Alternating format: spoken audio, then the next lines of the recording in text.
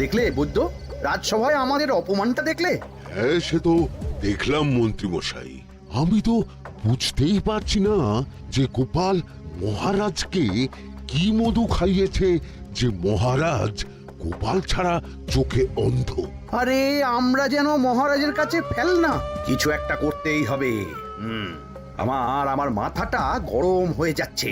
গোপালের মতন রাজসভার ময়লাকে যতক্ষণ না ফেলা যাচ্ছে ততক্ষণ আমার মাথা জ্বলন্ত কয়লা হয়েই জ্বলবে। পণ্ডিত মশাইয়ের মাথায় একটা বুদ্ধি আছে মন্ত্রী মশাই।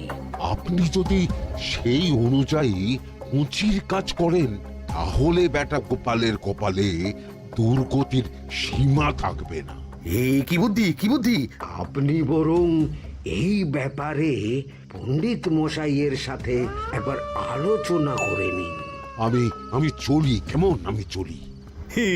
হ্যাঁ হ্যাঁ, এসো এসো এসো এসো।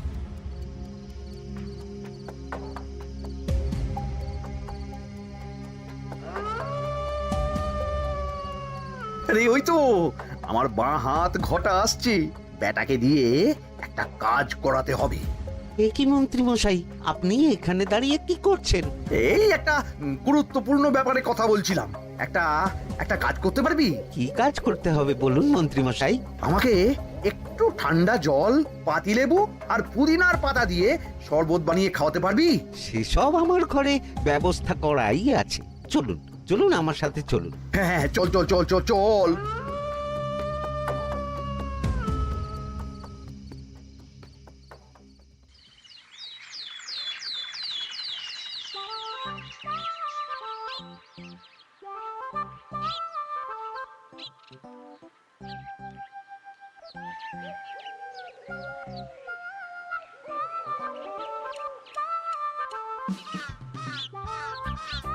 কি ব্যাপার পণ্ডিত, এত গুম মেরে আছো কেন? সকাল সকাল গিন্নি খুব বকেছেন মনে হচ্ছে। গিন্নির বাক্য সুধায় কান ভরে গেছে, আর কিছুই কানে ঢুকছে না। আরে দাঁড়াও দাঁড়াও পণ্ডিত, দাঁড়াও জ্যোতিষী। পণ্ডিত তো আমার কথা শুনতেই পেল না মনে হচ্ছে। তুমি তো দূর থেকে বলেছো, আমি তো বলেছি পাশ থেকে, তাতেও শুনতে পাইনি। কানের পোকা হলো নাকি? কি গো পণ্ডিত, ব্যাপার কি? কেমন বুঝছো? এ তো ভয়ানক কর্ণকোষ্ঠবদ্ধতার লক্ষণ। তুমি কচু বুঝেছো? আমার হয়েছে কর্ণগোপাল, তোমাদেরও হতো, কিন্তু তোমাদের দোকান কাটা বলে হয়নি। তুমি আমাদের অপমান করছো। তোমাদের অপমান বোধ থাকলে কোনো শব্দই কানে ঢুকতো না, শুধু একটাই শব্দ কানে বাজতো, গোপাল গোপাল গোপাল। এবারে রাজসভায় কিভাবে হেনস্থা হতে হলো মনে নেই?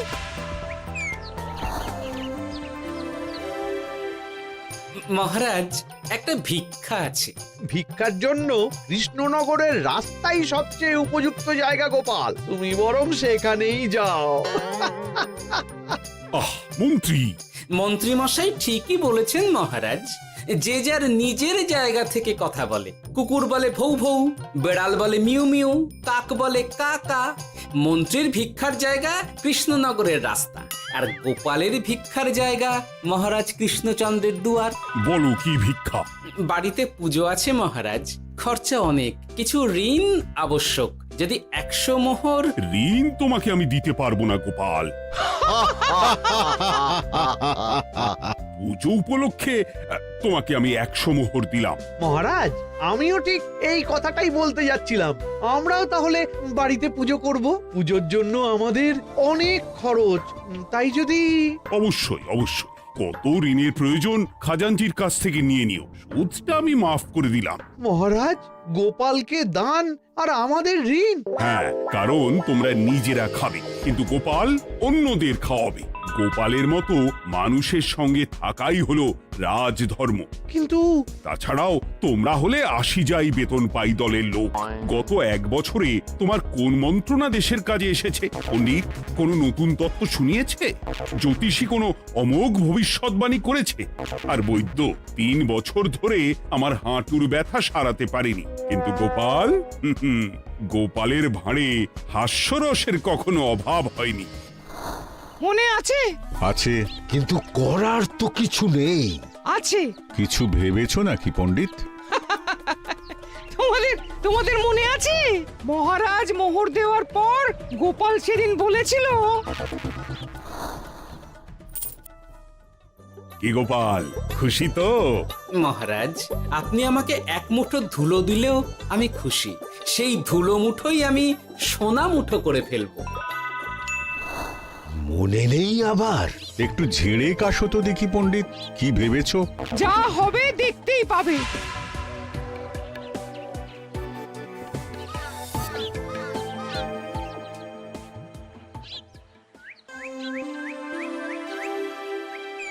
মহারাজের জয় হোক, মহারাজের জয় হোক।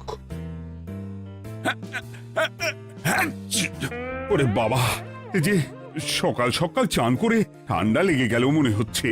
মহারাজ, ওই কবি গান উপলক্ষে গত মাসটা আমি কৃষ্ণনগরের কোণে কোণে ঘুরে বেরিয়েছি। প্রজাদের মধ্যে একটা অসন্তোষ আমি লক্ষ্য করেছি মহারাজ।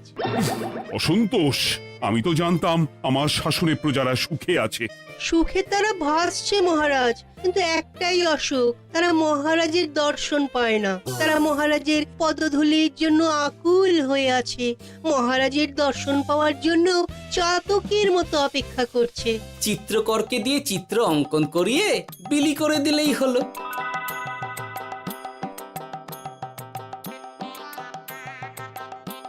খুব ধুলো হয়েছে মহারাজ, কিন্তু এত ধুলো।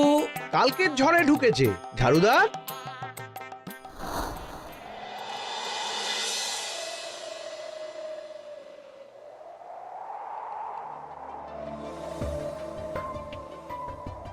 এই সুযোগ, রাজসভা ফাঁকা, এমন ঝড় যে পেয়াদারাও বাইরে নেই। কাজটা সেরে ফেল, বুঝলি? কিরে, কাজটা কর।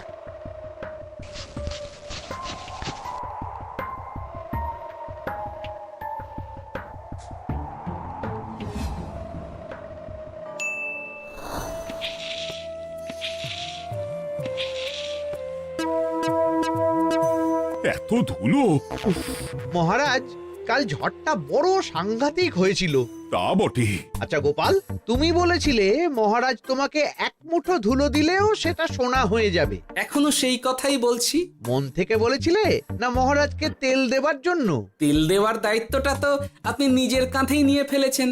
আমি যা বলি সত্যি বলি। আজ যদি এই 4 ঝুড়ি ধুলো মহারাজ তোমাকে উপহার দেন, তখনও একই কথা বলবে? নিশ্চয়ই।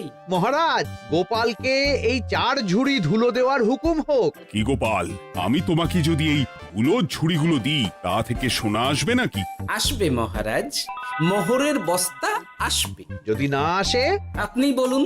তোমাকে কৃষ্ণনগর ছেড়ে চলে যেতে হবে। রাজি? আর যদি আমি পারি, তাহলে আপনাকে এই মন্ত্রীর চাকরি ছেড়ে দিতে হবে। কি রাজি? কি মন্ত্রী, রাজি? রাজি। গোপাল? রাজি মহারাজ। আচ্ছা, আর কেউ মন্ত্রীর পক্ষে বাজি ধরেছেন নাকি? হ্যাঁ, আমি আমি আমি আমি। ও গোপাল এবার যে মরণ কুয়োতে ঝাঁপিয়েছে, সেখান থেকে আর উঠে আসতে পারবে না। কুলো থেকে মোহরের বস্তা আসবে, এ হচ্ছে গোপালের উন্মাদ রোগের শুরু। দেমাক দেমাক, মহারাজের পিঠ চাপড়ানি পেয়ে পেয়ে গোপাল ভেবেছে যে ও সব কিছু করতে পারে। এবার শুধু সেই দিনটার অপেক্ষা, যেদিন গোপালকে উল্টো গাধায় চড়িয়ে কৃষ্ণনগর থেকে বার করে দেব। এতটা নিশ্চিন্ত হবেন না মন্ত্রীমশাই। গোপাল কিন্তু হালকা কথা ছুঁড়ে দেওয়ার লোক নয়। কি বলতে চাইছো পণ্ডিত? ওই 4 ঝুড়ি ধুলো থেকে মোহরের বস্তা আসবে? না, তা বলছি না। অন্য জায়গা থেকেও তো মোহরের বস্তা আসতে পারে। তার সঙ্গে ধুলো মিলিয়ে দিলেই কেল্লাফতে। গোপালের নিশ্চয়ই কোনো পরিকল্পনা আছে। গোপালের সব পরিকল্পনার গোড়া মেরে রেখে দিয়েছি পণ্ডিত। বটা আছে গোপালের পেছনে, আর ঘটা আছে গোপালের বাড়ির পাহারা। লুকিয়ে কিচ্ছু করতে পারবে না। আরে ওই তো বটা আসছে। বেল্লিক, উল্লুক, তোকে আমি জল বিছুটি দেওয়াবো। গোপালকে ছেড়ে চলে এসেছিস কেন? ছেড়ে আসবো কেন মন্ত্রী মশাই? গোপালকে ওর বাড়ির সামনে ছেড়ে এসেছি। ওখানে তো ঘটা আছে। ও বড্ড ঘুরিয়েছে বেটা। কোথায় কোথায় গিয়েছিল গোপাল? 4 ঝুড়ি ধুলো নিয়ে বেটা বাড়ির উল্টো দিকে হাঁটা দিল। চললাম পিছু পিছু যাচ্ছিল কোন দিকে? নদীর দিকে, কিন্তু গোপাল দাঁড়ালো যদুর বাড়ির সামনে। এই যদু হলো সেই লোক যে লোকজনের বাড়িঘর কেনা বেচা করে আর লোক ঠকায়। আগে রাজধানীতে থাকতো। বেটা রাজধানী থেকে এই কৃষ্ণনগরে পালিয়ে এসেছে, এখানেও লোক ঠকাচ্ছে। কিন্তু বেটা এত চালাক যে কিছুতেই ধরা যাচ্ছে না। এইরকম লোককে ধরাচ্ছে হাতে রাখা ভালো নয় কি মন্ত্রী মশাই? সে তো জানি, কিন্তু ওর ওপর মহারাজের কড়া নজর আছে। এখন ওর সঙ্গে সম্পর্ক রাখা খুব ঝুঁকি। যাই হোক, তারপর? হ্যাঁ, তারপর যদু, যদু রে, গোপাল খুড়ো, আরে তুমি এখানে কি করছো? দেখতেই তো পাচ্ছিস ধুলো। তবে যে সে ধুলো নয়, মহারাজ কৃষ্ণচন্দ্রের পদধূলি। শুনিসনি বোধহয় এখন কৃষ্ণনগরে সবচেয়ে বেশি চাহিদা মহারাজের পদরেণু। আচ্ছা, মহারাজের পদরেণু নিয়ে যাচ্ছ কোথায়? এই ছোট ছোট পুলিন্দায় ভরে কৃষ্ণনগরের প্রত্যন্ত জায়গায় যেখানে প্রজারা মহারাজের সাক্ষাৎ পায় না সেখানে বিক্রি করব। তোমার কি মাথা খারাপ? পায়ের ধুলো বিক্রি হবে? ওরে, গতবারে মাত্র 1 ঝুড়ি ধুলো 1000 মোহরে বিক্রি করেছিলাম, এবারে 4 ঝুড়ি। শোনো, তুমি আবার ঘুরে ঘুরে বিক্রি করবে কেন? তোমাকে আমি বরং 10 মোহর দিয়ে দিচ্ছি। তুমি আমাকে এগুলো দিয়ে দাও, আর বিক্রি করে যা হবে তোমাকে এই 40 ভাগ দিয়ে দেবো। ওই 10 মোহরে বদমাস যদুকে ধুলো বেচে গোপাল বাড়ির দিকে চললো। বাড়ির সামনে অব্দি পেছনে পেছনে গিয়ে তারপরে এই আপনাদের কাছে আসছি।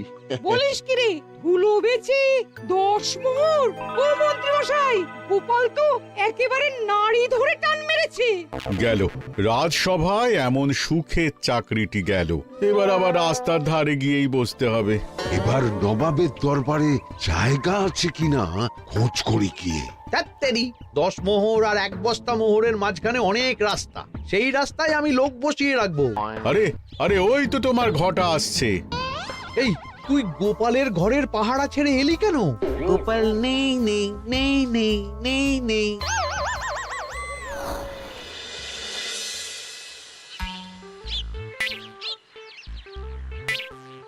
আরে, ভয় পেলি নাকি? না না না না না, ভয় পাবো কেন? শোন, তোকে পেয়ে আমার খুব ভালো হলো বুঝলি। তোকে আমার একটা কাজ করতে হবে। বলো বলো। আসলে বুঝলি, আমার না গিন্নিকে নিয়ে তার বাপের বাড়ি যাওয়ার কথা ছিল, কিন্তু হঠাৎ বিশেষ কাজে আমাকে খামবাজে চলে যেতে হচ্ছে। এখন আমি গিয়ে গিন্নিকে বললে বুঝতেই পারছিস কুরুক্ষেত্র হয়ে যাবে একেবারে। তাই আমি কাউকে খুঁজছিলাম যে আমার বাইরে যাওয়ার খবরটা আমার গিন্নিকে গিয়ে দেবে। তুই পারবি বাবা ঘটা? ওরে বাবা! আরে আরে আরে, ভয় পাস না, তোকে গিয়ে মুখে কিছু বলতে হবে না। এই নে, এই চিঠিটা আমার বউকে দিবি।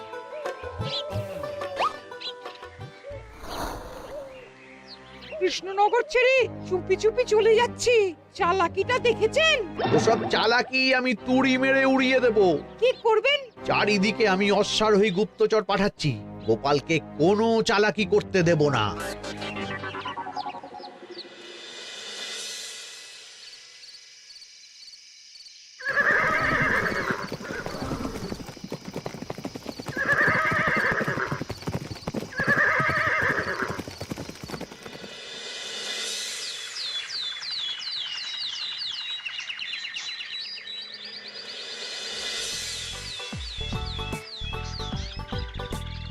অং বং পিং পং। হ্যাঁ, ওরে বাপ রে, এ আবার কি বলে? মানে বুঝিতে পারিলে না? অং বং পিং পং অর্থাৎ আইসো আমার নিকট বিদেশি জাদু শরবত আছে। ইহাতে তৃষ্ণা নিবারিত হয়, শক্তি বৃদ্ধি হয়, ঘুম ভালো হয়, সম্পর্কের উন্নতি হয়, জামা কাপড় ফর্সা হয়, তু শব্দ না করে সকাল সকাল কষ্ট পরিষ্কার হয়। মূল্য মাত্র 1 মোহর। বোঝো, ওইটুকু অং বঙ্গের মধ্যে এত কিছু? ঠিক আছে, তা দাও দেখি। আপাতত টেস্টটা তো মিটুক, বাকিগুলো পরে বোঝা যাবে।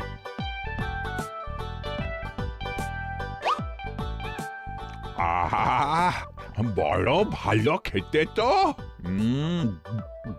আহ, ঠং ঠং অর্থাৎ শক্তি বৃদ্ধি হলো। হ্যাঁ, হ্যাঁ, মনে হচ্ছে গায়ে যেন দুগুণ বল পাচ্ছি। কি হয়েছে ভাই? এ কে?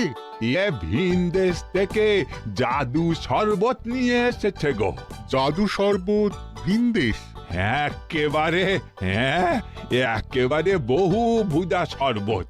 খেলে তেষ্টা যাবে, গায়ে জোর হবে, ঘুম হবে, সম্পর্ক ভালো হবে, জামা কাপড় ফর্সা হবে, সকালে হ্রাস করে পেটও পরিষ্কার হবে। সে কি? দাও গো ভাই, আমাকেও দাও। গুড় জল, সঙ্গে একটু ভাজা মশলা, আমচুর আর বিট নুন, শুদ্ধ দেশি জিনিস। জানলে কেউ ছুঁয়েও দেখতো না, কিন্তু একটু বিদেশি গন্ধ দিতেই একেবারে হট্ট মেলা। আরে তোমরাও এসেছো দেখছি। সং সং শঙ্কা, লং লং লঙ্কা। মানে অর্থাৎ এই শরবত খেলে আর শঙ্কা নাই, বুদ্ধি লঙ্কার মতন ঝাল হয়ে যাবে। তারপর ডং ডং ডঙ্কা, টং টং টঙ্কা, ফাইন ফাইন, অর্থাৎ টাকা আসবে আমার কাছে।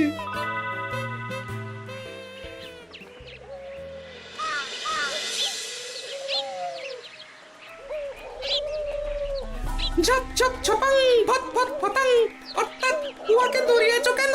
বেটা জোচ্চোর অনেককে ঠকিয়েছে। অনেক দিন থেকে তককে তককে ছিলাম। এবার এই ধুলো নিয়ে মহারাজের পায়ের ধুলো বলে বিক্রি করছিল। একটা বেনামি চিঠিতে খবর পেয়ে বেটাকে ধরেছি। ব্যাং ব্যাং বিগ ব্যাং, অর্থাৎ বাহ বাহ বাহ বাহ। বেনামি চিঠিটা আমি দিয়েছিলাম বাবু। বাবা যদু, তুমি সেই রাজধানী থেকে কৃষ্ণনগর অবধি মানুষকে অনেক খোল খাইয়েছো। তুমি এতদিন ঘুঘু দেখে এসেছিলে বাবা, এবার গোপাল নামক ফাঁদটা দেখলে। কতবার বলবো এইসব ধুলো আমি গোপালের কাছ থেকে কিনেছি। যা বলার ওই বিচারের সময় মহারাজকে বলবি। চল চল চল চল চল।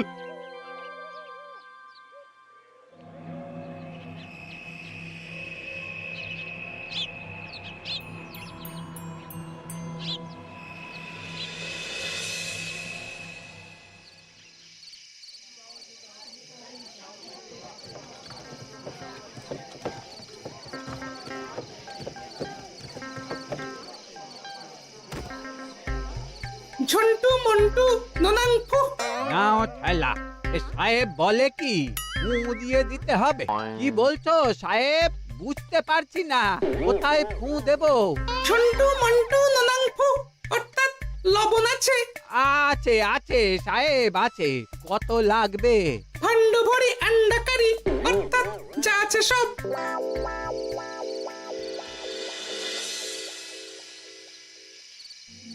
ব্যাস, মোটামুটি আশেপাশে সব দোকানের নুন এখন আমার জিম্মায়। এবার আসল মজা শুরু হবে।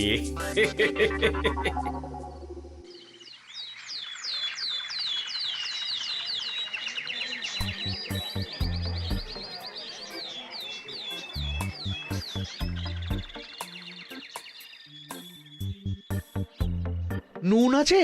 না হুজুর, গোটা কৃষ্ণনগরেই নুন নেই। ওই দেখো, পুরো রাজসভাই বাজারে জড়ো হয়েছে। শান্তামনা, শান্টু মন্টু। এ আবার কি বলছে রে বাবা? শান্তামনা, শান্টু মন্টু, অর্থাৎ জনগণ শ্রবণ করুন। নান্টু কান্টু, নুন কি নেবেন? আন্টু আন্টু, আসুন আসুন। আমার আমার এক সের নুন লাগবে। শান্টু, অবশ্যই 100 লবণ 10 মোহর। 10 মোহর? 10 মোহর লইবেন না লইবেন না? না, নেব না। উত্তম উত্তম, গান্ডা পিণ্ডে ঢিসুম ঢিসুম, অর্থাৎ তাহা হইলে নুনের বদলে গৃহিণীর প্রহার ভক্ষণ করুন। আমাকে 1 সের নুন দিন। আমাকেও আমাকেও। নুন ছাড়া বাড়ি ফিরলে গিন্নি ঘর ছাড়া করবে আমাকে। শুনলাম কৃষ্ণনগর থেকে নুন উধাও। আছে মহারাজ, আছে। কৃষ্ণনগরের সব লবণ আমার নিকটে আছে। 110 মোহর। এত দাম? দাম তো হবেই মহারাজ। লবণ ছাড়া রান্না কেমন হবে ভাবিয়া দেখুন। ঠিকই বলেছ। রাজ পাকশালেও তো রান্না বসেনি। 100 সেরের মতন রাজপ্রাসাদে পাঠিয়ে দাও। 1000 মোহর দিয়ে দাও।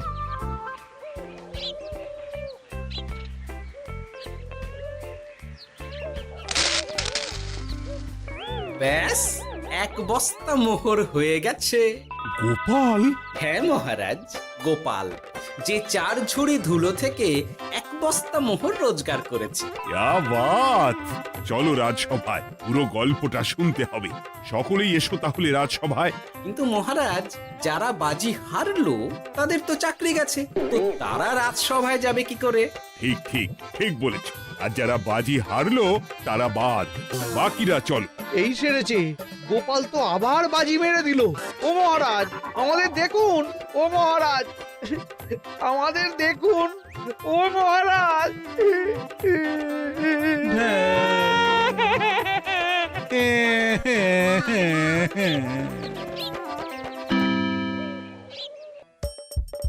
হাসির রাজা, জ্ঞানের রাজা, রসিক রাজা।